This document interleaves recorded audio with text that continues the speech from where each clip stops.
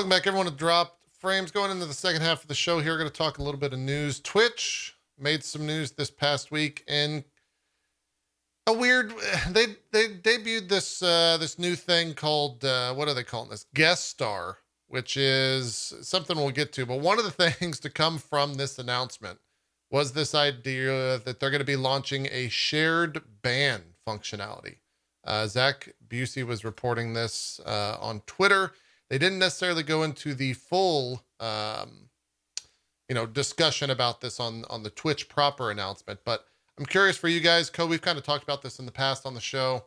And I know a handful of streamers at large have kind of already maybe made some third-party shared ban tools out there. But I'm curious, like, what are your thoughts? How do you feel about the idea of a global, eventual global ban list that streamers can opt into to just remove problematic users from one community, from your community as well, that, with just a click of a button? Is that good for the site? Is that bad for the site? How do you guys feel about it? Here's what I would say. I would say blanket bans that are instantly enacted are kind of like this global form of mini cancellation. I don't think that necessarily that's the best course of action in this case. What I do think is the best course of action is information. And I think the more information we're given, I think the better. So what I would like, for instance, is if I could add streamers to my list that I trust. So I would be like, JP, Maximilian, dude, I banned Ezekiel. too many people. You don't want my list. That's true. No, your bans are frivolous and excessive. But let's say Maximilian, dude, and Zeke. Let's use two good examples.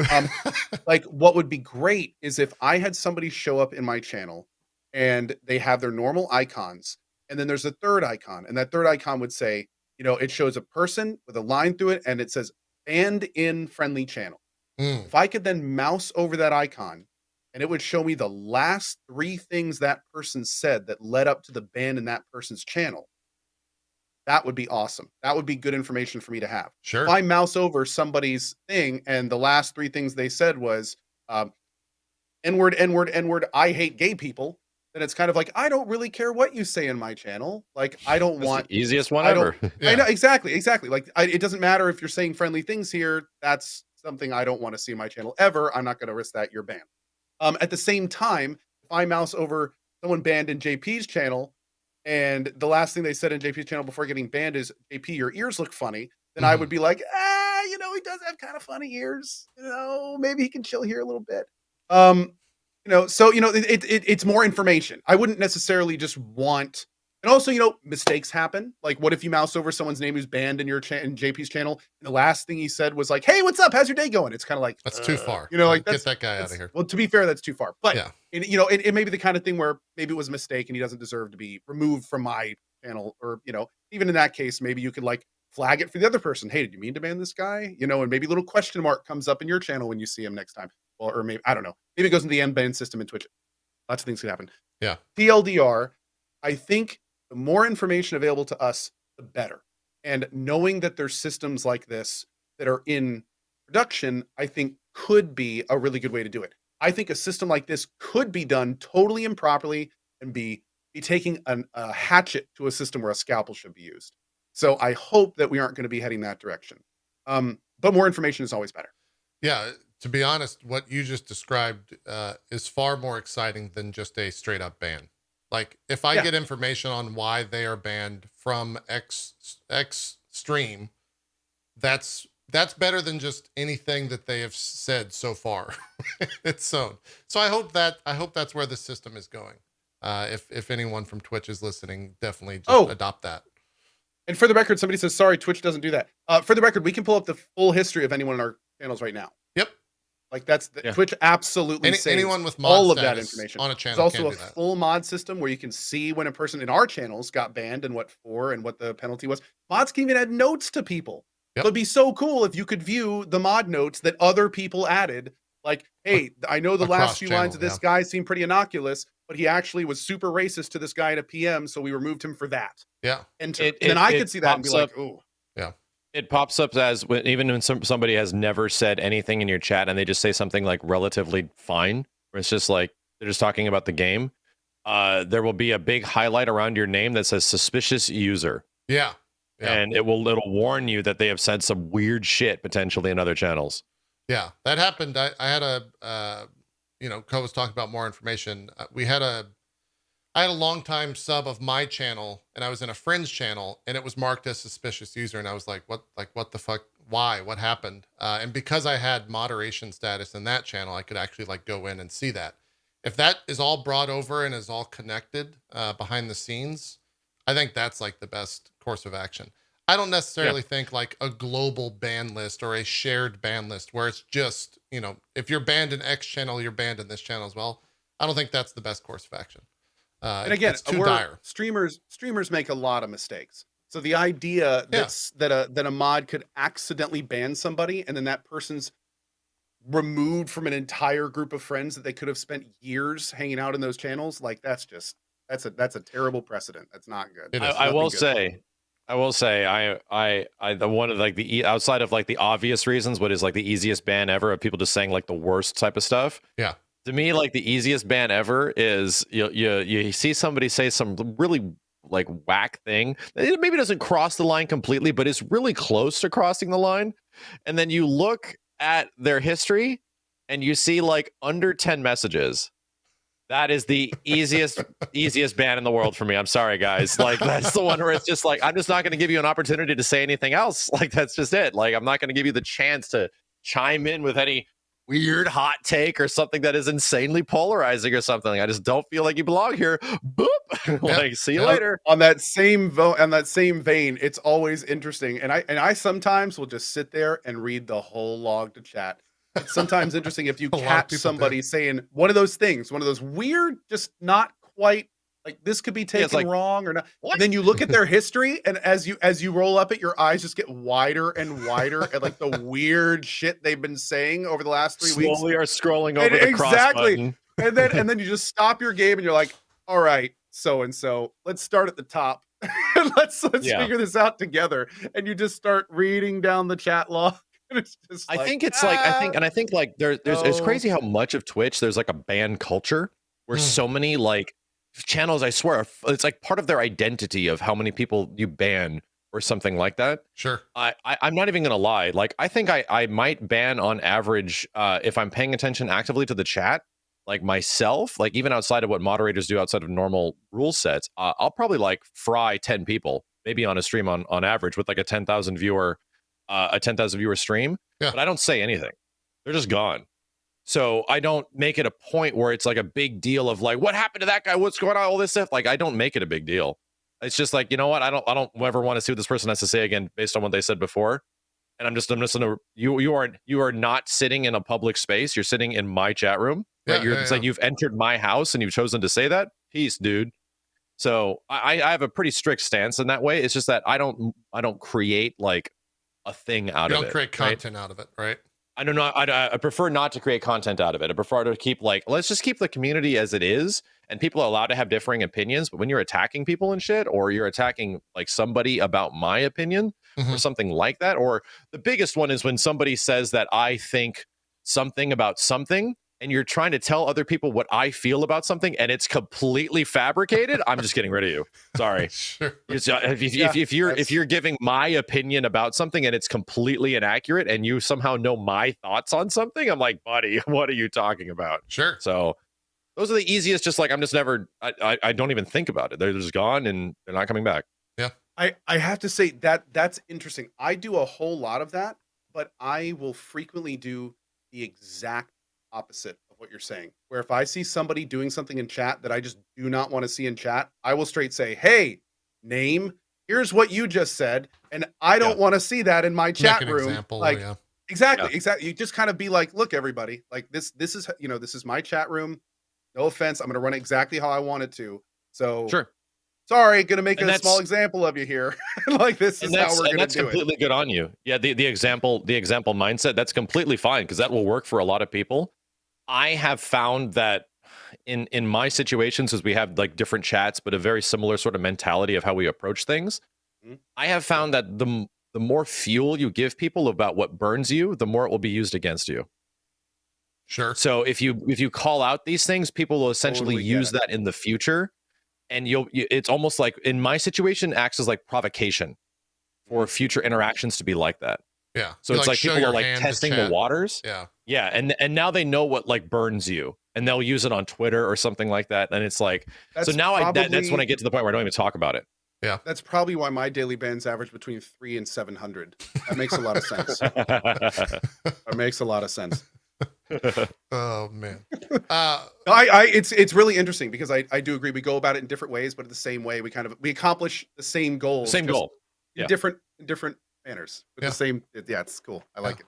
Max, would you adopt some sort of like shared ban list, or would you rather just prefer the more information route that I think context is super important, dude. Yeah. Like it, just because somebody like comes in is super contrarian to everyone's opinion and is causing like arguments, like, you know what, I'm probably going to get rid of you just because you're being insanely contrarian and nobody likes talking to you.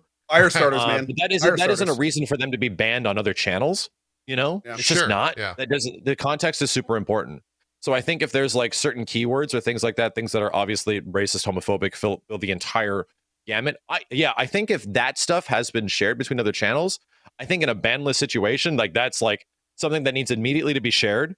And that type of information is very important because you know what? Yeah. If you're that kind of a person, I don't think anybody wants you around. I'm sorry. Right. I think that's a good point. this site should work against you if you're that kind of person specifically. Yeah. Makes a lot of sense. There very easily could be like it'd be interesting if you could like sort the different types of bans into different things and or maybe highlight certain words. Like there are certain there's like words a tag for a ban. like like there are certain words, for instance, that I really don't care what you have to say if you actively use that word regularly. Yeah, exactly. You're just like that is one of those things that could be on a permanent ban list. Yeah, there was. So they do have like a very basic tag. This is the image that Zach tweeted out. So it says also the fact that like this person's a VIP, but he's a serial harasser, or they're a serial harasser. That's a weird one. I saw that bottom one and I was like, yeah, what does that mean? What is a serial harasser? Like, is that against the streamer or other people? Or like, is that like what Max was talking about earlier? Like the fire context starters? is important. Like, like that can mean so many different things. Yeah. Also, sorry, there should be tags. There should absolutely be one that is like frequent morb user. I would see.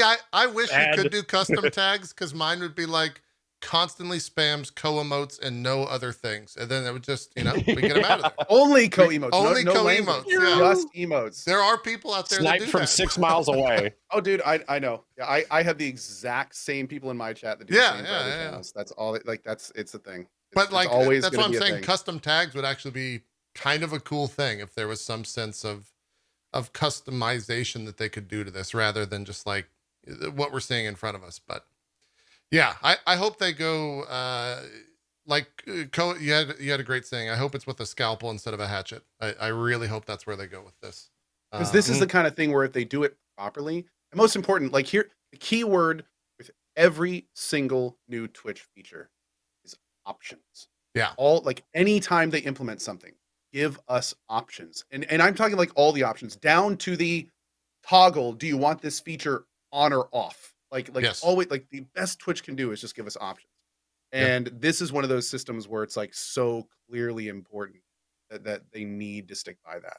It could be such a powerful, possibly platform enriching system if they do this right and they give us the tools to do it properly.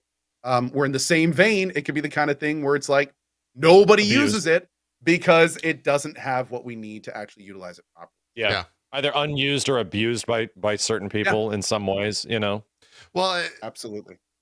I think there might be a world that exists where like if this comes out and it doesn't have the level of customization or the level of options that we want, that a third party could potentially step in and make all that stuff. We would love for Twitch to be, the one and only, so you don't have to install another fucking extension. But it could totally be a third party situation that like really makes it work. That's true, man. But I mean, for every time you have to, I mean, already with FFC and BTTV, every time Twitch changes something, they totally, they have to get That's true. updated. They have to work properly. They have to get refitted. So it's like the more non-Twitch ecosphere kind of things, just the more issues that can arise. And Totally true. Yeah. Yeah, for sure. I really wish Twitch would just buy all these third-party things out and integrate them properly, and then it would be like everyone wins. I And, think I had that's a always- real blanket statement, of course. Right. I had always heard the reason that they can is because the people that run the third party things make too much money, and Twitch can't like Be match whatever whatever they're making from the BTTV or whatever the extension is for those monthly subscriptions that I think honestly a ton of streamers now use and a ton of viewers now use. Like it's just too much money. could be. So yeah. Texas Rebel says, does this mean that all the majority of XQC and Hassan chat will be banned from the rest of Well, that's the thing. Context, man. Like, probably not. Because what do? They mostly just spam emotes and stuff in those channels. So Yeah. you see one of the, you just click on their history, see what it is, and then make your own decision. But it's like, yeah, that's a great example of why you wouldn't want some kind of global on-off style ban list where names go on and get instantly banned all over the place. Yeah. Well, and especially someone with the size of stream like an XQC. I mean, averages 50 to 80,000 viewers. That's like a massive percent of the Twitch ecosystem right there, right? Like that. Who knows what the actual percentage of those viewers go and view the rest of the site. There's probably 20 watching just now in my small channel, right? There's probably 2,000 maybe in y'all's channels. So yeah, hopefully we get some more information on that and they talk about it. The other thing that this kind of was co-announced with was this guest star thing, which I think for our interest, I don't want to speak for the two of you, but not that much conversation here.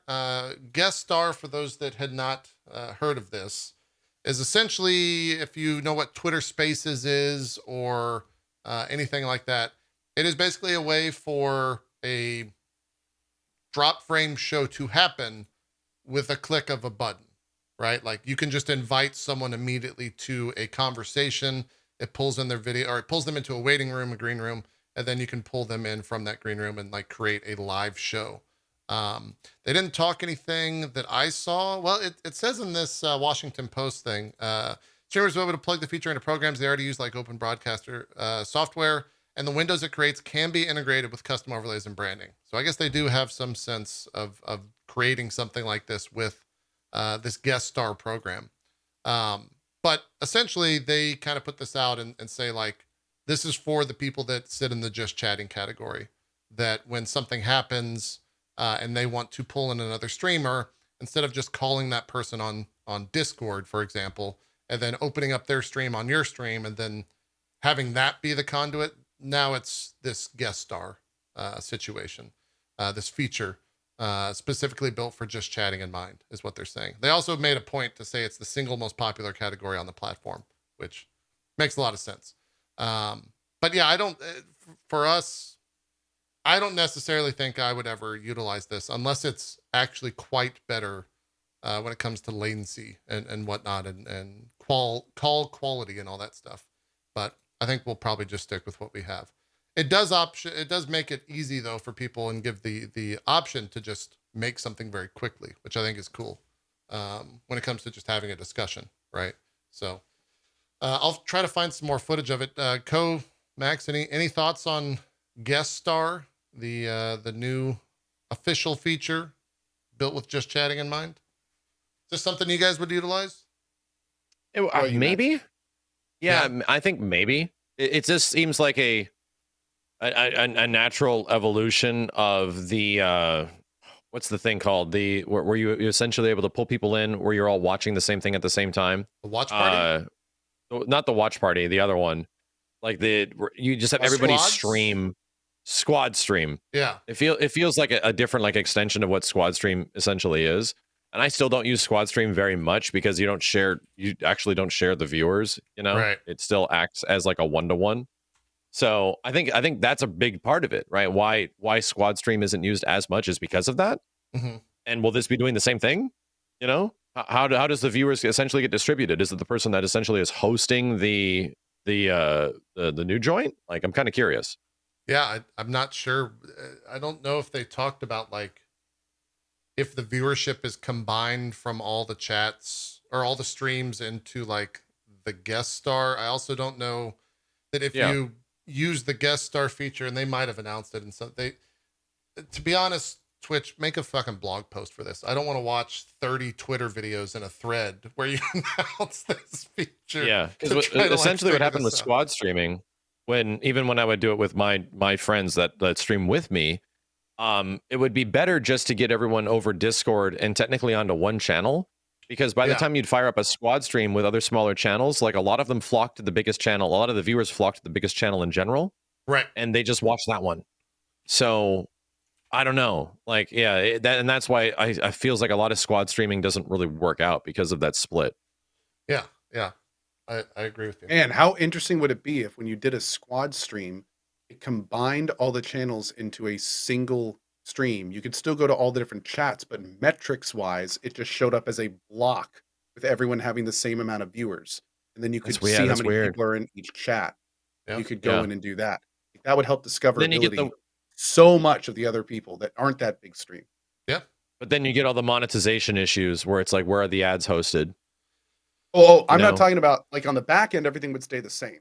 But it's like Yeah. to the viewer, to the people that are going through follow things, like instead of just having the one stream at the top of the Sure. games directory, for instance, it would be like the one big stream and then right under it, the 3 people in the squad stream with them, like all there at the top, since they're all doing it together, you know?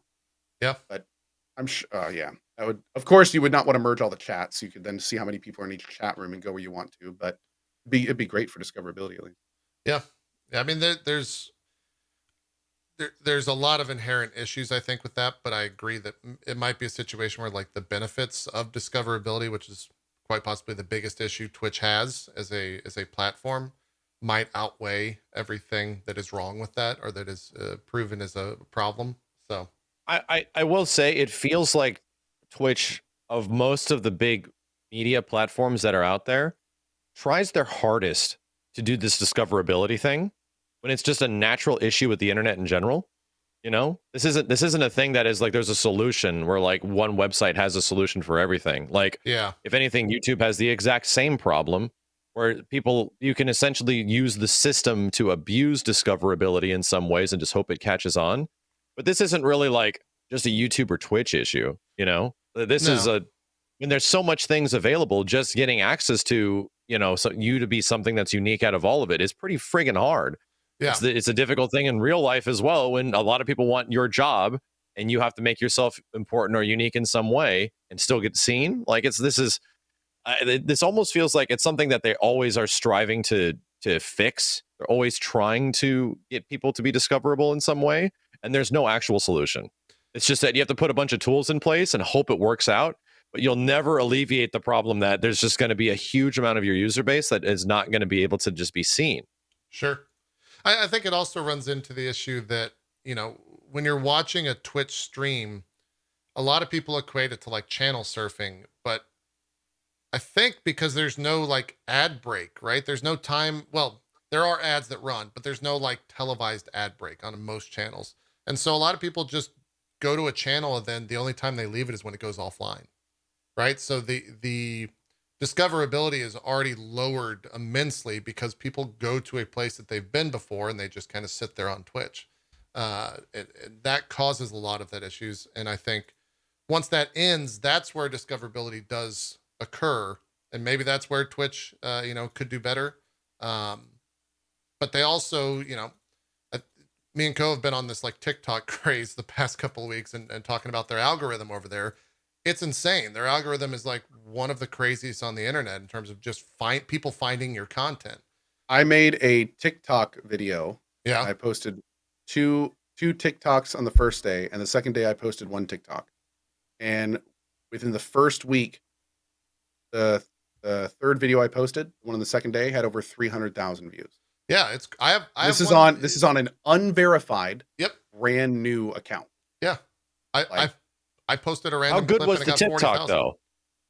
Rate your own content. How good was it? Which TikTok It was pretty good. It was pretty good, and it featured my 3-year-old Kai. So I mean, it was wholesome. not So it's not wholesome. bad. It It was was not wholesome bad. It was content. pretty wholesome. Oh, Wholesome He does was well on you that were- platform. You were using there was definitely an element to it that was like approachable and viewable in a way that was like alluring outside of it just being like stream stuff. Yes. However, later in that, like the beginning of the next week, I posted a top tips for V Rising, 100,000 views on that one. And I've been doing like I just have a team that takes my normal content on Twitch and just puts like a random TikTok up every single day, and the average is like 30,000 views, and that is significantly more Yeah. than my YouTube, for instance, with 300,000 subscribers on it than for daily I- videos. Like, it's I- crazy. Have you messed around I'm with TikTok genuinely at all, curious Matt? I have about a that. there's one dad joke. It's literally a one-line dad joke, 383,000 views. Yeah. That you it's not got even to good. keep in mind though, it's 15. It's what like 15 to 60-second content, right, Cohh? Yes. So it's Oh yeah, yeah. Oh, So it's absolutely. very tiny and bite-sized. digestible. Yeah. Well, and the biggest thing about TikTok, which is and actually funny enough, Twitch is starting to do something like this with a channel selector, which I think is a great idea for discoverability. Yeah. The thing about TikTok is like flipping to a TV, where in YouTube you watch something and then you get to the end and it's like discover, like check out this other video or go from here. Like with TikTok, the way that works is you literally just get fed in this thing called the For You page. Like, here's a TikTok. And then if you don't want to watch it, you hit the back button on your phone, goes to the next one. Here's another one. Don't like that? Next one. And the algorithm is constantly working. So it goes through content so much quicker than other platforms. Yeah, So it means that if you do have a good one, it goes like fire. Yeah. Whoa. It's almost like the approachability and accessibility and the less time spent on it, right, allows that to happen. Like the platform naturally encourages that because there is no monetization. There's just no way for you to make, like, I don't know how people that are professional on TikTok make money through sponsorships almost Sponsors. exclusively, right? Yeah. Well, correct. The way that it works is you get 10,000 followers on TikTok, you can become a partner. And then there are returns. You do get money per views, but it is astronomically lower Yeah. than other platforms. So I think it's Yeah. like a few cents per 10,000. It's So it's very like even low. the TikTok. Oh yeah, it's terrible. Even the TikTokers, like there was one TikTok guy that made a breakdown where he had like a multi-million-dollar hit and then a bunch of a decent follow-ups. And on his biggest month, he made like $600. And that was the one that had the millions of views. Yeah. So it's by no means the kind of, just like you said, like if you can kind of get your foot in the door with it, but you definitely want to be using TikTok to channel people to other things you're doing, sponsors, a YouTube Yeah. or Twitch or something like that. Yeah. That's the whole reason I'm doing it. That's the reason that most streamers have been doing it lately. Yeah. Yeah. And it works, right? Like I know of a handful of streamers on Twitch that for the longest time, years really, never saw any growth. They never got any new users to their stream, anything like that. They started up TikTok, they started posting clips, and after about like 2 or 3 months, they've generated enough of an audience over there, gotten them to come over to their Twitch stream, and skyrocketed across the board in all aspects of the analytics on the channel. So it definitely works, which is cool, right? That people are doing, other platforms are serving as the discoverability tool for Twitch, that creators are utilizing for that stuff. But yeah, you got to factor in the whole like China thing, right? Like I think there was a report this past week that one of the FCC people was like, yeah, this shit is really messed up, and they are just straight up stealing data across the board. Granted, you look at Apple, you look at Google, they already have all that data to begin with. So you gotta decide where you sit with all that, I guess, and move forward with it. But that's kind of a personal decision, a creator decision, I guess, at the end of the day. China steals my data, says Facebook user. It's like, yeah, it's one of those things where if you're on the internet, your data, yeah, we're stealing your data. Granted, I mean, You have a phone. It is important to mention though the difference between a state entity stealing your data and a private company. I mean, that is an important distinction to make. Totally. But it is definitely something to keep an eye on. I think everyone should be keeping an eye on how egregious it is, and more importantly, what's going on with it. Yeah. So, yeah, absolutely. That was definitely a concern for me. And if it ever, I think I speak for a lot of people where I say if it really ever does get bad, like you just go to your profile and turn that shit off and you're done with it. Get back to what you were doing before. It is a really weird, I don't know, Cohh, if you browse TikTok, or Max, if you ever browse TikTok, it's it's a weird thing that's both good in the sense of it gets content that I want to watch, but also eerily odd, which is kind of using the same word twice, but I'll mention something, coffee. I'll browse TikTok later tonight. I'll have TikToks about coffee. Like It's just like ads. kind of fucked. Yeah. Oh, it's That's the way- ads. that's No, just the way I, Google like Ads well, works. the way that a lot of that stuff works now, especially Google, is it tracks searches and it tracks information by IP. Yeah. And IP can be anyone connected to the like, for instance, the Wi-Fi you connect to. So one big thing that I'll never forget when, and I actually tweeted about this and was talking to a lot of people on Twitter about it, when I was sitting at the dinner table and my wife just looked over and she's like, "Hey, are you looking at helmets by Ruroc?" And I was like, "Excuse me? Like, what do you talk? Like, how do you even know that name?" And she goes, "Yeah, that's showing up on my Facebook feed." And the night before, I was on the Ruroc website looking at motorcycle helmets. He had never even heard of the Absolutely. company, had no idea I was looking at it. And Yeah. this is on my home PC and on my fiber, for the record. And then she, over the Wi-Fi, got it on her Facebook. And it's just like, Jesus, man. Yep. It's just IP track. Like, yeah. IP track, Funny yeah. enough, we were even on That's different essentially IPs. normal. My fiber it's is on a like- different IP. So it's like, I don't know if it's region based, really? like around the same area. Yeah, my fiber's on a different IP. Do you ever So- say the word out loud? Because they listen in. Like they actually do listen. Your phone, Yeah. your phone, phone is, or an, is an generally listening at Alexa- all times. Yeah. 100%. Like big- that's what I was the big saying. thing I can is- say coffee right now and it'll show up on TikTok. The later. concerning thing was, I not only may I not say it out loud, but I did absolutely send an email. So that's one of the things that got me a little curious. I'm like, did it actually take like the Ruroc edition from my Gmail and like kick that Could've. over to the, because that is absolutely all over the IP, the same one that she connects to. So Yeah. Could have. it's wild, man. It's wild. It is. Yeah. It is. Like someone in chat, did you think about the helmet? That's where they'll get you when Yeah, you we're start not there yet. visualizing the product. Soon enough, you're not going to be able to think out loud. Cohh, you mentioned this channel switcher that I showed a little bit of it. The big thing here is that no ads will play. No when ads. utilizing That's this, That's which huge. is cool. Yep. You don't get hit with an ad. So it just while gives you a browsing. taste of every channel. Yeah, It then gives you you a can, little taste of the channel that you Yep. can watch for about 60 seconds. And then if at that point, it'll be like, would you like to continue watching? Go to the channel. And then you'll get hit with a pre-roll.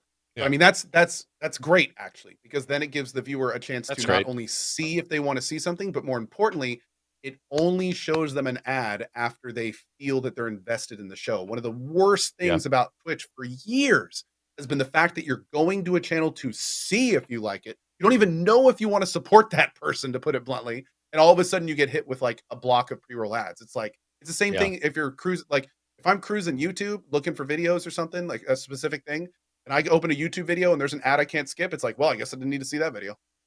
Yep. I'll go find another video. Like I just don't care. So even if I'm looking for that thing, I can't undersell the value of I mean, if you frequent both of these websites, the value of Twitch Turbo and YouTube Premium, absolutely. life changing. interestingly enough, Twitch was not really into the whole Twitch Turbo thing for a long time. Just recently, I think a couple weeks ago, Zach Busey reported this. They have put it back on one of the front page things at the bottom. So Oh, really? we may God. we, Yeah, they we almost- may they almost, see like, they was, Twitch like, start coming buried. back with it.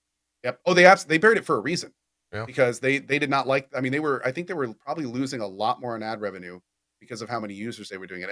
And Twitch is all about ad revenue. Amazon loves ad revenue on Twitch. It's one of the reasons they bought the company. And literally Twitch Turbo is like, people don't get ads. Sure, Twitch gets more money, but the people that get them that money are not getting any money. So like the big Yeah. fish in the pond aren't getting fed. So it's the kind of thing where, yeah, we may, as more and more of this ad stuff picks up and those advertisers start getting satiated, I can, just like Zach pinged on the top there, we'll probably see them more and more promoting Twitch Turbo, because it's like, hey, if we're making the ads happy and we're getting money directly into our pocket, that's like, having the cake and eating I think it I too. spend $20 in total on like Twitch Turbo and YouTube Premium like a month. Mhm. And I can't even tell you probably how, because most of those things, like just in talking about ad blocker and stuff like that, they actively are combating that all the time. So you almost have to like babysit it as much as watching the ads Yeah. at times. It'll break streams So- like full on. Yeah. Yeah. And just experiencing it outside of it makes you realize like how brutal it is. You know, it really is. Like these sites, it's the only way these sites can actually stay up and afloat. Oh yeah. But when you don't have to deal with it at all, and you're just like a part of YouTube Premium or Twitch Turbo, my God, man, it's like not ever having to worry about ads on anything. Yeah. There are more than a few people in chat saying, "What is Twitch Turbo?" Twitch Turbo is subbing to Twitch. Twitch, there's a place you can go to on Twitch. Yeah, you sub to the Twitch website, and every channel you go to does not have ads. So if you are the kind of person that is constantly looking for new streams, then you absolutely should be thinking about Twitch Turbo. And it costs like $8 a month or something. Time. Yeah. Absolutely. It costs like only a little bit more than one subscription. Now, of course, the obvious question is, well, then how do you support the creators that you're going to? The creator actually, even if you don't see the ads, still gets it. So that's good. Now, obviously, they aren't getting a cut of the sub. That goes all to Twitch. But yeah, basically, that's where it's a double-edged sword for Twitch. Not only are they not showing you the ads, they're actually paying for the ads that you then see. You're not like directly subbed to all channels because you don't get like emote perks and all those kind of things. But it's essentially a ad removal for every single channel. And you do get actual Twitch Turbo emotes, I think. Turbo emotes, there's an emote set for Twitch. Yeah. You can choose glitch it's like or monkeys. $8, $9. Glitch or monkeys. Oh, yeah, stupendous. I guess you choose. You can change it. You just go to twitch.tv/turbo. I didn't realize the link was that there you go. simple. But yeah, that's where it's all at. Yeah, ever since like my channels essentially had like ads every hour or something like that. Yeah. And I was recommending this at the very start where it's like, hey, if you're bothered by ads on Twitch, check out Twitch Turbo. I would actually not tell people to subscribe to my channel specifically. I would highlight Twitch Turbo, where it's like, this is probably what you would want to do for like a very small amount of more money. You could take the entire website and not have that issue anymore. Yeah. It really, if you watch like 2 or more streamers, it's worth it to just never see ads. Especially if you're one of those people that likes to go to smaller streamers. Yes. Yes. Like, and you frequent and are constantly looking for new communities to join. It's a no-brainer. Yeah. Yeah. Anyways, now that our sponsored portion here on Twitch Turbo is over, good job, guys. That's what I don't even know if it like. It's very interesting because I don't even know what Twitch thinks of Twitch Turbo. Like the way they presented it, the way they presented it over time is very ambiguous. Like they certainly don't shout it from the rooftops. They certainly do not let people know about it. There are no ads. The fact that the majority of the chat is reacting in a way now where it's like, what the hell is that? Yeah. Yeah. Like this has been around for literally since the beginning. Yep. It's a really, knowing what I know from someone being married to someone that used to work in the company, I feel like Twitch at the longest time is like, we have to be profitable. We can't use things that we need ads. Let's not promote Turbo, but Turbo makes us money, but ads will make us more. Like it's constantly there's people battling on both sides. I feel like internally. And, one of the biggest things with Twitch signing all these content creators, 2-ish years ago for these contracts, for them to run a set of ads was to change the culture of ads on the platform. I mean, if you go back 2 years ago when all this stuff started, people were very, very upset. Now it's like, yeah, it sucks. I still watch them, or I have Turbo, right? And then that's why they started promoting that. So that has like definitely worked in terms of the creators changing the culture of ads on the platform.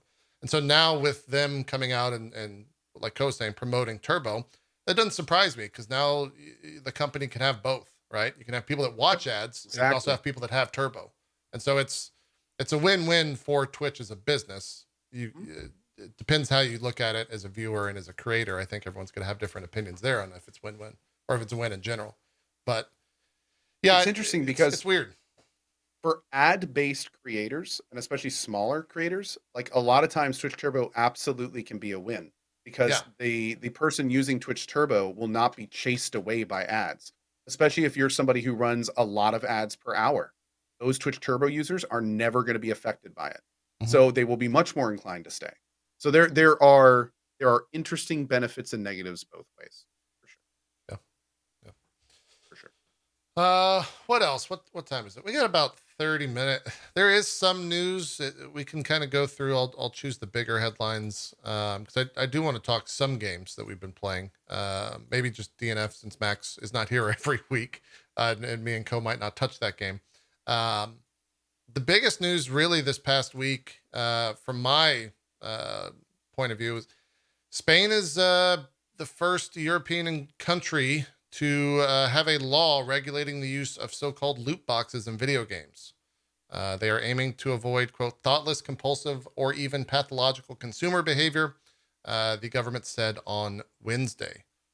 So that is starting, at least over there. And it has in other countries as well. But I'm curious if this picks up any traction like elsewhere, particularly like stateside, if we start to see loot boxes and that type of stuff become more regulated in the world. It was kind of a big deal when this came out this week. It definitely got people started talking about loot boxes again and the legality of everything around it.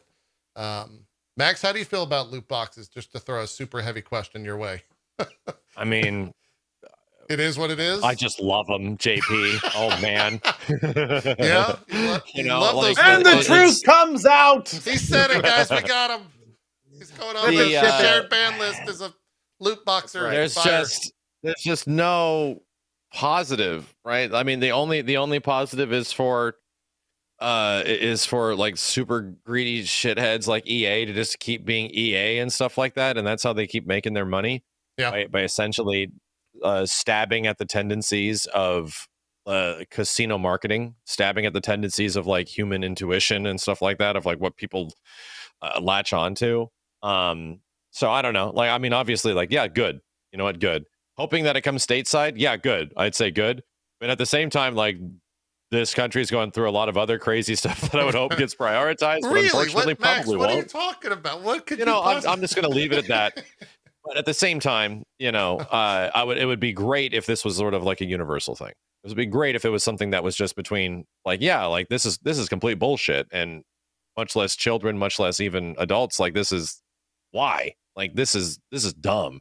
Yeah. And it's dumb because it can affect people. It turns like whales into giant whales. It can beach the whale, for God's sake. And yeah, it's a level of greed that is just gross.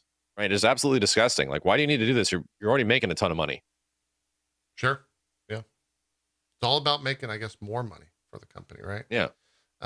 It is very surprising, especially in a country like ours, where gambling is so heavily restricted and monetized and, like, taxed and all this stuff, where it's just like all this other stuff happens and it's just like, nah, that's cool. It's basically the same thing. Nah, that's fine. No problem. Yeah. Was it this show I think we were talking about where it's going to be like people are going to be like driving over state lines to get their loot box fix we when this stuff goes through. Yeah. Like, you got to drive to Vegas so you can play your mobile game, like it's going to be Florida and Vegas. Those are the two safe states is what we said. Yep. Yeah. We'll see, right? Like, it's still pretty early days with the ruling in Spain. So we'll see if anything comes from that. Max is kind of correct in saying that we're dealing with some other stuff here in the U.S. So we'll see if this is something that pops up. There's a few things going on. Yeah. I think this is worth mentioning, and we don't need to spend too much time on it. Cohh, you're I guess who I'll throw this to. The Return to Monkey Island creator was very vocal earlier this week as they showed a trailer for the game during a Nintendo Direct, and fans were not about the art style. A very vocal group of fans were not about the art style. And it made the creator basically say, all right, fuck you guys. I'm not going to talk about the game anymore. I'm shutting down my blog post. Yep. I'm done.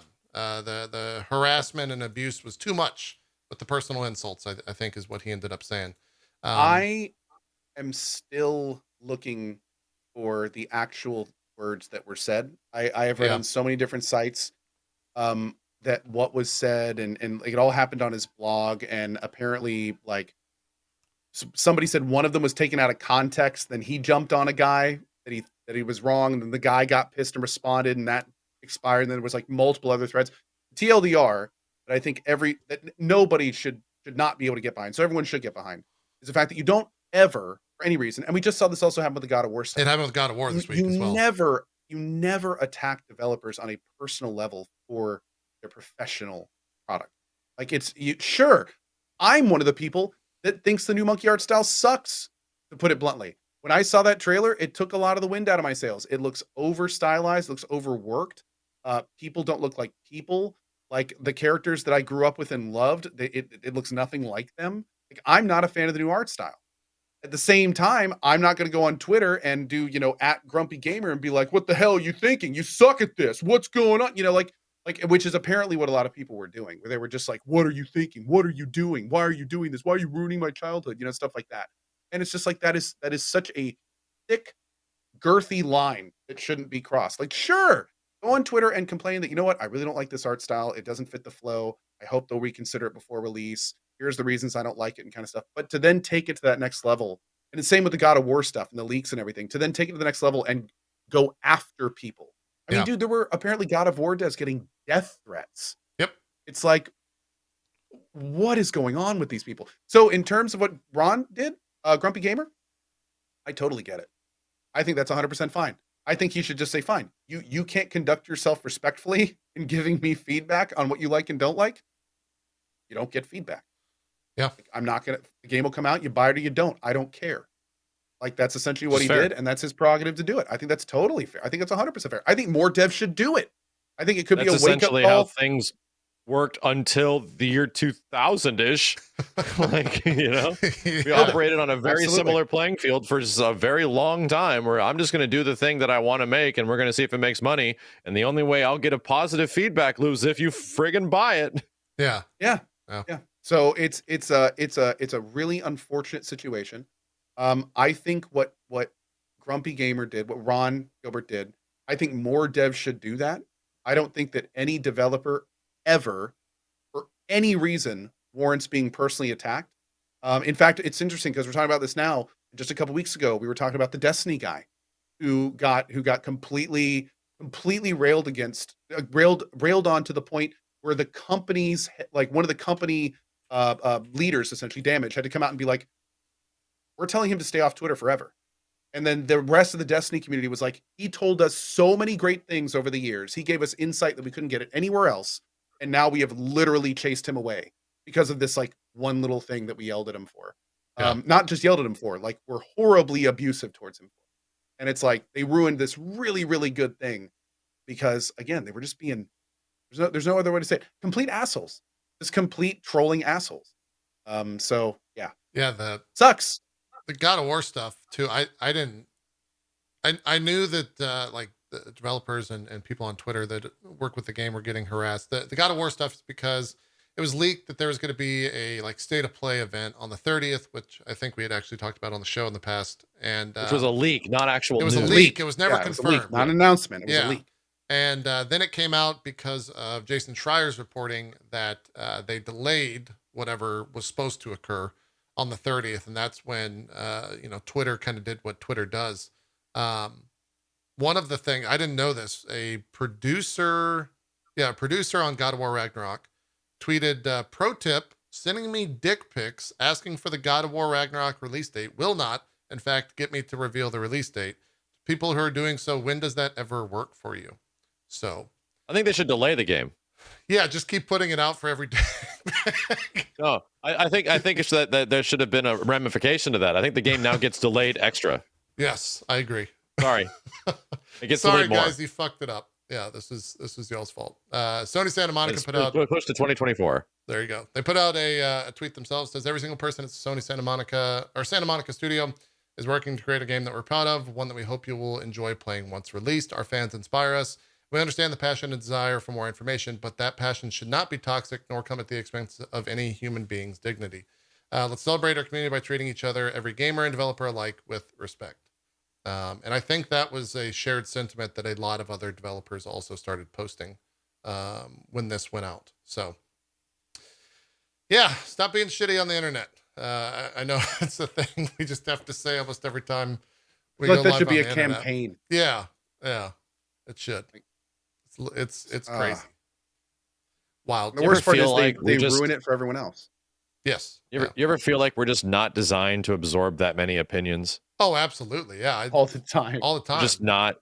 like, and 100%. much less having people give their direct access to your whoever is who you are opinion at any given time. Like, The scary part, Max, I think, is when a person becomes addicted to it, right? Like when you start getting all that information and then you start seeking it out.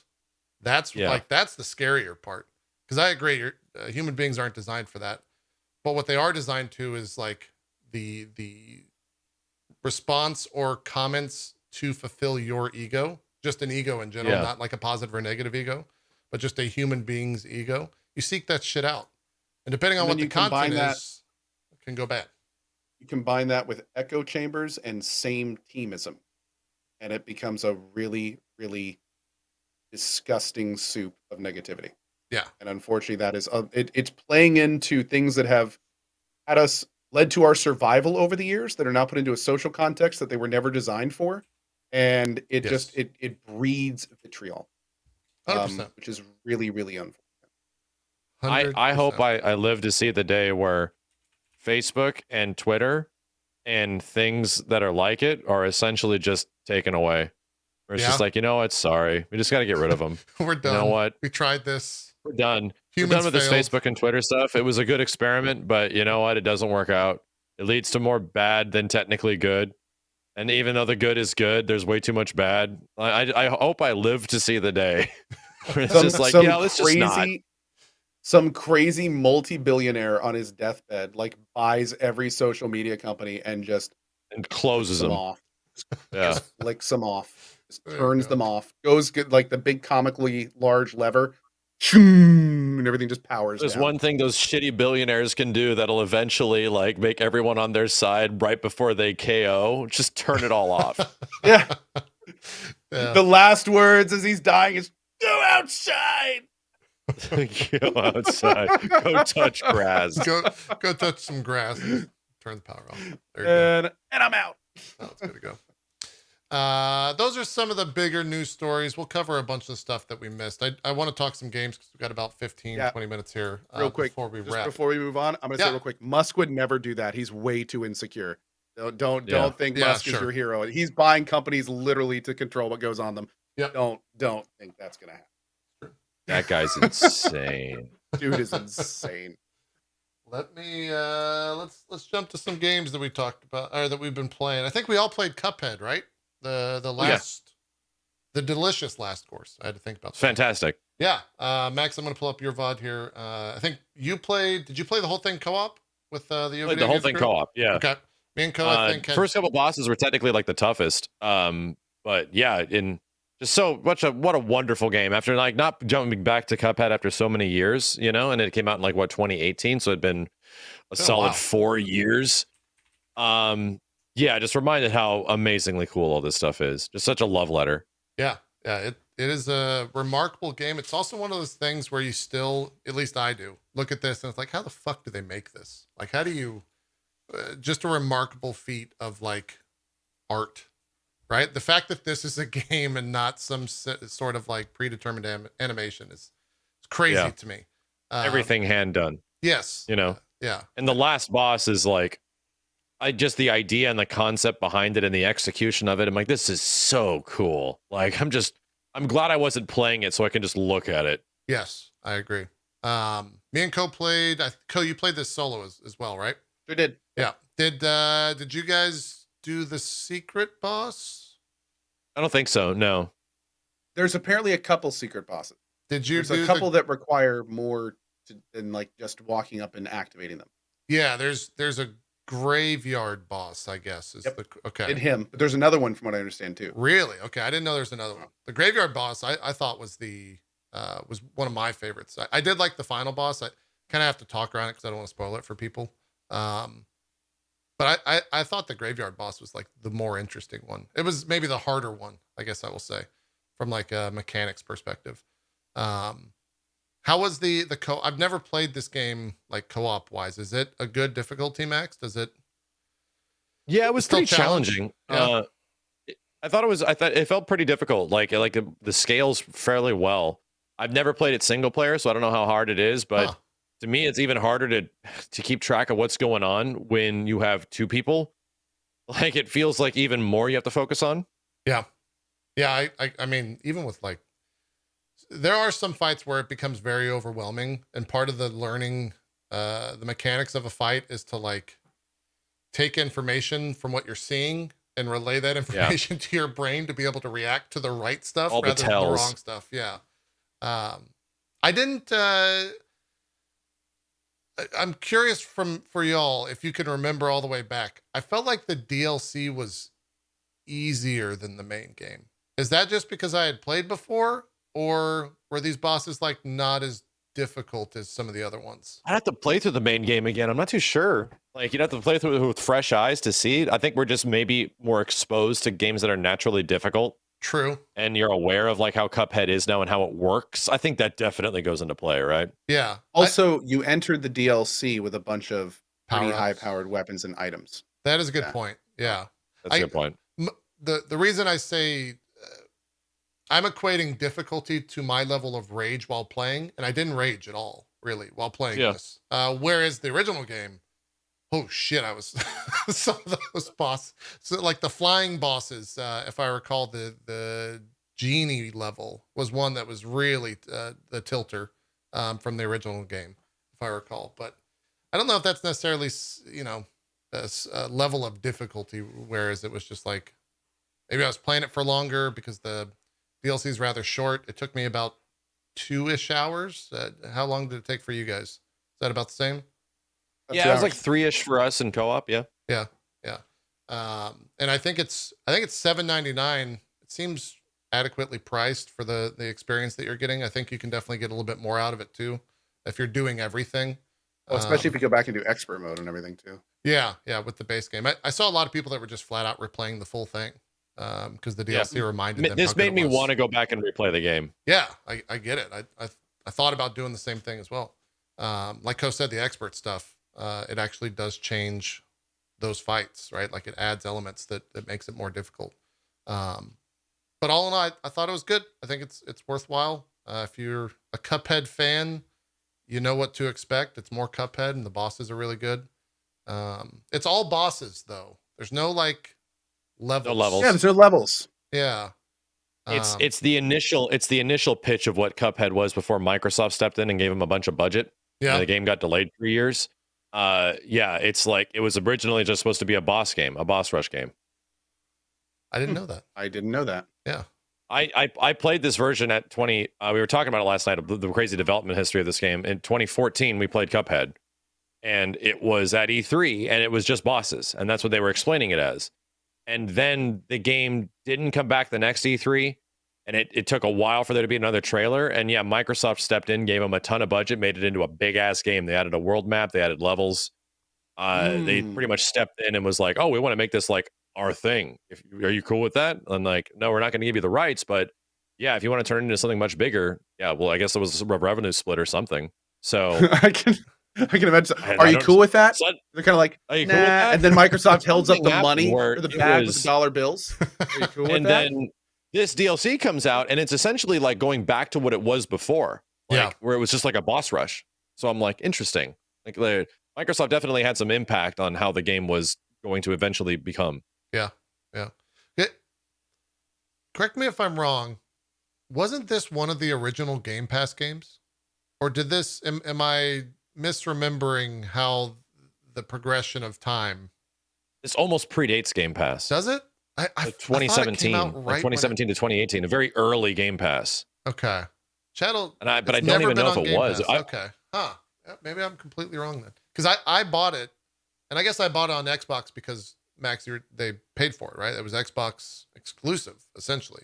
Xbox and PC. Yeah, I forgot that I played it on PC because I checked my Steam version and I have like 10 hours. I'm like, oh, we played the Steam version. Oh shit. That's what I thought we played it on Xbox. I guess not. Yeah. I went to Steam to search for it, and I was like, well, I thought I bought this. So then it was because I bought it through Xbox and played it on like the Windows Store or whatever. But yeah, I thought it was a Game Pass game. It's still not on Game Pass. So you got another example of like a classic like indie studio like this in Ori and the Blind Forest, where Microsoft steps in, here's a bunch of budget, turned it into a big fat ass game. Yeah. And they're like, all right. Yeah, it works. It's good. I think we all agree. It's all thumbs up from us. If you've played Cuphead, you know what to expect. It's really good DLC. Must have, yeah. Yeah. Must have if you like Cuphead in any way. Yep, six bosses, a final boss, some secret bosses in there. It's got some content. It's worth it for $8. And if you haven't played Cuphead before, and you're at Great all time. wanting to, definitely grab it. It is difficult. Don't let the difficulty scare you away, though. It's a fun difficult. It's difficult but fair. Yes, when you fuck up, it's on you. It's not cheap. Yeah, 100%. Max, you've been playing some DNF Duel. I had to learn a bunch of FGC terms when this game came out. I learned a bunch during Guilty Gear, but with this one, you got like the FGC is they've said it's, God damn it, now I'm forgetting them. What are the terms being thrown around here? Because it's like it's an interesting fighting game that I've never seen or been around during a release like this, where people are calling it cheap, like not dirty, but a word similar to that, where it's you like heard the term kusoge. Okay, that's a new one on me, Max. What is? That's a new one. Okay, what is, it means trashy. Yes, trashy. Yeah. Well, Yeah, explain trashy. why. Let's talk about it. So yeah, that's a great point. So yeah, DNF comes out. It's essentially based on Dungeon Fighter Online, which is a very long-running, huge multimedia franchise that's absolutely giant over, I believe, in Korea and like China and overseas. But massive, like 500 million players type of thing, you know. So anyway, they make a little fighting game off of some characters. It's created in tandem with Arc System Works, but they're actually not the developers. People that made this game aren't Arc System Works. It's a little company called Aiding. And you might remember Aiding from very few ports and games that they've made over the past 10 years. They haven't made a lot. But before that, they have a pretty big history of making a large history of classic fighting games. They've made the Bloody Roar series. Oh, wow. They made a game called Tatsunoko vs. Capcom, and they made Marvel vs. Capcom 3 and Ultimate Marvel vs. Capcom 3. That was the last big fighting game they made, I think. So this is sort of their return to fighting games after like a decade. And yeah, it plays like an Aiding game. It's crazy. It plays like a fighting game from the 2010s, like the early 2010s, the pre-Street Fighter V era, where everything sort of slows down and you like remove things from characters, where it's like what makes things special is not super special. What I like about this game is that it feels like an older fighting game. It feels like Yes, sort of got a mod. That's that people modded this on this character. Oh my god, it's amazing. Yeah, I did not do that myself. I'm not that vain. I swear to God. But I will use it because people made it. So the thing with the game is that it feels like an older fighting game, where the devs sort of give the characters tools that are crazy powerful, that are almost like dauntingly powerful. But it's not just one character that gets it. Everybody gets insanely powerful tools. The mobility isn't crazy fast. In fact, it's kind of a slow game, but that follows in tandem with what Dungeon Fighter does, where characters don't have crazy mobility. You use your special moves as mobility. You essentially use like your big, powerful tools to move and control screen space. So it's a fascinating game. It has such an extreme to it of how like, if you just see my character shoot a gun, you'll see how massive it is. This is like just a fireball attack, and these are grenades you're seeing right here. But if you see the gun attack, you'll get an idea of like how crazy this stuff gets. So I kind of like, and that's not it. That's the small one. Just one shot that guy. Oh, okay. It feels like a classic fighting game where we just there's the gun. Boom. Jeez, Giant like screen wide. space. Yeah. And things are powerful. Things are good. People are like, this game has no strategy. Everything's too busted, too broken. And I find that kind of funny because I've been hearing that about every single new fighting game for the past 20 to 25 years. So there's a lot of crazy polarizing opinions because people aren't used to fighting games like this over the past many years. People are kind of used to fighting games having like very specific answers, right? Like this, there's an answer. These games are designed around of like a rock, paper, scissors situation. Rock beats this, but loses to that. This beats this, but loses to that. And this game has that in some ways, but in other ways it doesn't. Where it's like, if a game like Ultimate Marvel 3 came out, if a game like Ultimate Marvel 3 came out nowadays and you got like Launch, Sentinel, and Phoenix, people would be saying this is trash. And people did say it was trash when it came out, to be honest. And it kind of I kind of love it because of that. I kind of love it where it's just like, we're almost giving the players too much power. Yeah. and it feels that way. Like the idea of balance is not the first thing that they tried to do when making this. No, They just wanted it's people to have balanced. fun. Oh, it is It absolutely is balanced. balanced. Okay, gotcha. Every character's busted. Oh, sure. Okay, that's one way The to best balance. kind Yeah. of balance, Yeah. in my opinion. Everyone's good. Yeah. But is it cheap? Oh yeah. But every character's cheap. Yeah, well, I mean, Every character's got crazy, disgusting stuff. I forget the character name, but when you say cheap, it's like someone can just kill you once they connect once, right? Like that's not exactly. It's not that Cheap crazy. is in like cheap is in and okay. The best example is a lot of fighting games, and you'll understand this from like Guilty Gear a little bit. You know what like negative on block means? Yeah. You know, like being negative. Yeah. A lot of things in fighting games over the past few years are like 1v1 fighting games that are grounded footsie based. Even Guilty Gear is sort of included with this. Things are negative. Like when you throw out and use a move, you can't do things after. This game is not that. This game is like everything is good. Like the stuff that you do, everything is good, and you have to find out ways around it. These fights look nuts. It's very flashy. Absolutely nuts. Very flashy. It's super. And this is arguably like in most fighting games, I'd argue special moves feel very special. Like they're big and powerful and disgusting and giant. And it's hard for people to wrap their heads around that. The last 5-6 years of fighting games have essentially conditioned people that like, yeah, when you use your big powerful move, you should be there's like a big risk to that. So you're gonna suffer. Like you're supposed to be negative. No, not in this game. Good luck. Like you have to figure out ways around it. It's up to you to do your cheap stuff against the other person's really cheap stuff. Yeah. And you spend a lot of time blocking, sure. Yeah. But you just blocked like 5 both hits in a ways. row from that dude and then just laid into him. That was kind of great. Oh yeah. Oh, but he got hit. Oh, okay. Now it reset. Yeah, it's a wild crazy. game to watch. I was watching it is a wild game to watch. Yeah, I was watching him. And guess what? It's really fun to play. It feels nice, like having moves that are big, this and big and crazy. And guess what? It's easy to play. Yeah. All the special moves are essentially like just forward and button, neutral button, down and button. Because there's like a light attack, there's a medium attack, there's a skill button, which is like special moves, and then there's a like a meter skill button, which actually uses your meter. And like Dungeon Fighter Online, the gimmick is that you're allowed to go from your normal buttons to your skills into your specials and sometimes in between both.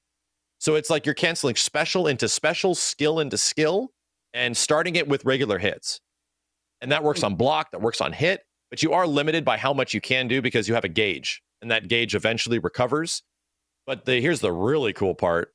You can do the simple inputs, and that's fine. But there's 3 different ways to do every special move. There's a simple input, there's a motion, and then there's a perfect motion. And if you do the actual motions, your bar comes back faster. Oh, wow. Okay. So if That's the way you're they a gauge more it where skillful player, you will be a more powerful have better, more rewards. I kind of like that. It's nice. It's kind of cool. Is that like a unique or an oddity in fighting games where they have stuff like that? Is that a new thing? Not really, because Street Fighter 6 is also doing something kind of similar.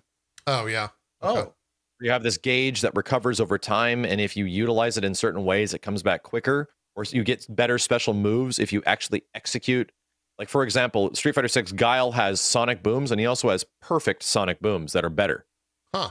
And if you do the perfect one, the timing is tighter. So earlier you were talking about the simple mode for Street Fighter 6. That's what you're talking about now. If you use the simple mode, then you get like normals, and then if you use the actual full input of the moves, then you get better moves. It's different in some ways for Street Fighter 6, but it's a similar sort of ideology where, like, if you do like the manual version, there's more of a reward. Cool. Someone in my chat. Yeah, like, oh, go ahead. I don't want to interrupt. It's got rollback netcode. The worst thing about it is that it doesn't have crossplay. There's no crossplay between systems outside of PS4 and PS5. Yeah, when you told me that when we were talking on Twitter, that was where I was like, is there a big community on PC, for example? Are you playing the? It was pretty big in the first few days. Is this the PlayStation? What's that? This is from last night, or I think 2 nights. Oh, ago. If this is from the night before or something like that. Yeah, this is the PC version. Oh, this PC. Okay. There's definitely enough people. It's the first month of a fighting game, so you're naturally going to find people. Sure. But it's kind of unfortunate that unless Dragon Ball is in the title and your game looks like an anime fighting game in some way, the chance of it being relatively dead in the month or two is pretty high. Yeah. And unfortunately, Guilty Gear also fell prey to the exact same thing. Like the ranked in that game is almost like absolutely screwed because people aren't populating the lobbies that you need to actually rank up. Yeah. The thing I will say about this is that the ranking system is traditional and it's fast. Like the ranked grind in this is very fun. Cool. Someone in my chat was asking, can I button mash and win? Can you mash in this? Oh, and you find will success? you will hit buttons and see the biggest, flashiest, craziest bullshit come out. You'll have a great time. Okay. If that's what you're looking for, of seeing your character do really cool stuff and it's not hard, you'll have a great time. Fantastic. I know we're getting low on time here. In Yeah. fact, I think we're a little bit over. Real quick, Max, somebody asked a question in my chat, and I realized I have no idea what your opinion is on that. What do you think of controllers like Hitbox? I think they're great. I mean, I think there's Do you use one? advantages to Hitbox.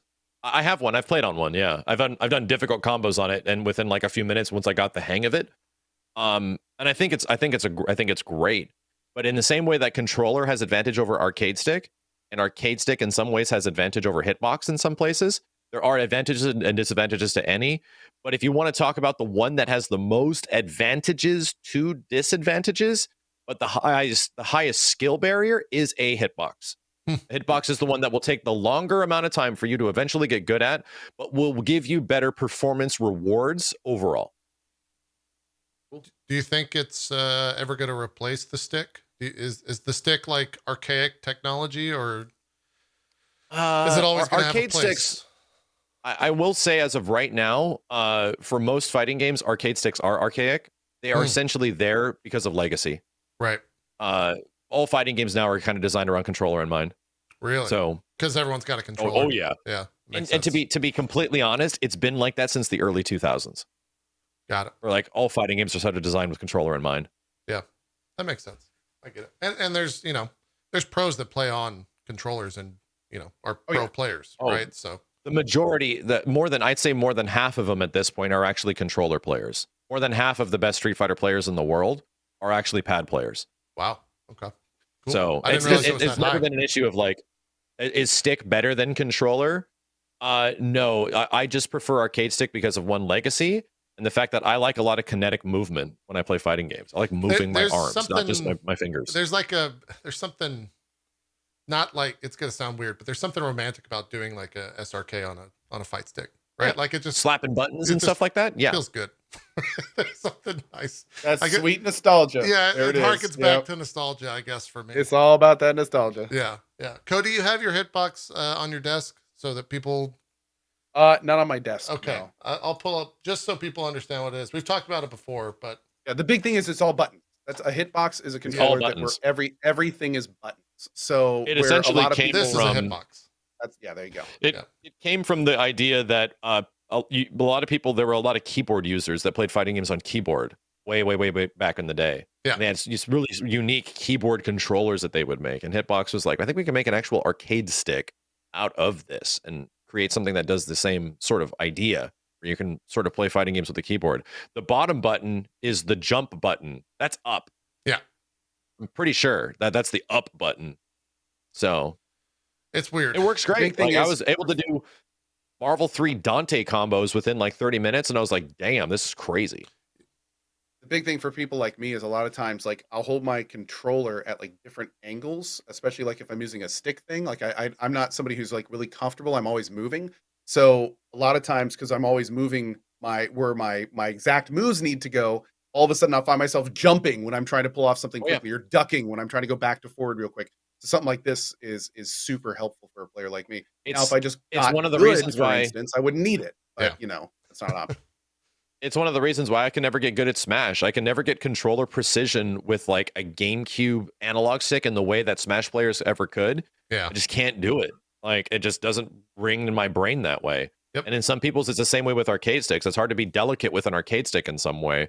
Where a lot of people, especially classic fighting game veterans, they need those big ass American bat sticks. They don't like these dinky little Japanese joysticks, these little Sanwadeshi stuff. No, man, they need to like yoink this thing and like there needs to be elbow movement. I've never heard a joystick described the difference between an American joystick and a Japanese joystick, but you're absolutely right. It's fucking bat. Yeah, they're huge. They're huge. America. It's yeah, exactly. Max, 30 seconds. Monster Hunter Rise. How much you been playing? You've been playing a lot of it. I just hit A bit. A I couple killed the days. final boss last night. The final Did you? boss. Oh God. Yeah.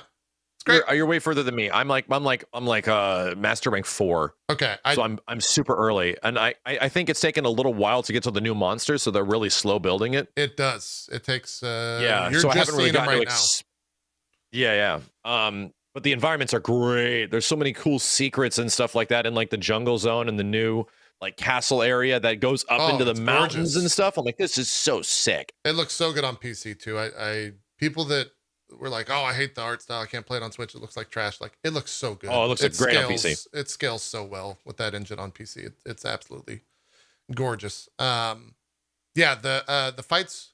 There's MR3 to MR4 significant. Like, I was going fine, perfectly good, doing great. MR4, I started getting one shot, like just straight up one shot. And I had low armor, but I had some crazy. That's where the gear barrier kicks in. Yeah, you have to level up. Yeah, there is some crazy bosses in there. It's a lot of fun. It's more Monster Hunter. If you haven't played Rise, I'll probably talk about it more on the show next week and show some footage of it once people have like seen some of the stuff. The final fight, by the way, the boss fight, it's my favorite boss fight that I've played since like, I don't know. Oh, I can't wait. It's so good. They finally, I can't wait. They got the idea of like what a Monster Hunter final boss fight should be, I feel. Good. I mean, did you get to experience Fatalis at the end of Iceborne? No, I've always wanted to go back and do a solo of that because I've only heard the stories of them. I know how fucking crazy hard it is. Yeah, I did the solo attempt where it's like the first time I want to beat this guy, I want it to be solo. It took me 9-10 hours of just attempts. Just attempts till I eventually beat it solo. Okay. That's of my boss rage series where I like fight hard bosses in games and mostly fighting games, but some exceptions. That's the longest one. I've never spent so much time on a boss ever on anything. That Fatalis fight was something else. I've always wanted to go back, but there's the ramp up to that to like get a Fatalis set is so much. Like, it takes so long to get the gear. And the nice part is that the reward is crazy good. His armor is incredible. His weapons are incredible. So there's like a reason to beat it. Yeah. Maybe it's one of those games I go back to during a break. I guess if I really wanted to cheese it, you could just like mod your character to get whatever you want, just to like fight him right away. Yeah. On PC. Yeah. There's always that option.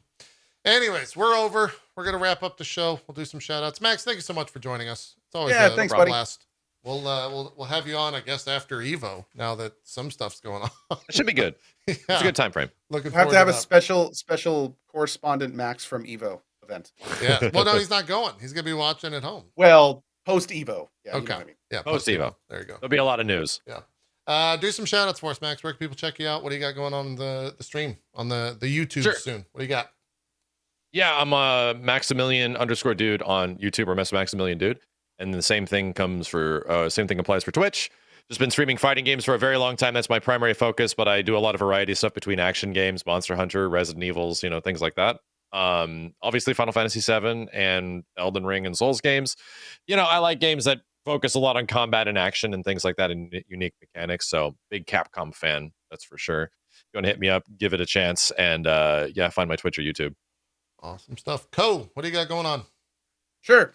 Hi, my name is Cohh. Want to thank you all for watching. Big thank you to JP and, of course, Max for taking the time to jump on the show. It was an absolute pleasure. I am currently playing Dragon Age Inquisition. I have never played the DLCs, and I'm getting all ready for Dreadwolf. So if you'd like to join us, we're going to be doing that at 8 a.m. in the morning as we go into the next week. Also going to be playing more AI, the Somnium Files Nirvana Initiative in the evenings. Some Chivalry 2 with the community. Maybe a little Hard Space Shipbreaker here and there, but should be a lot of fun. Hope to see you there. You can find me all over the place. Cohh, Carnage, no space. And as always, thank you guys for watching.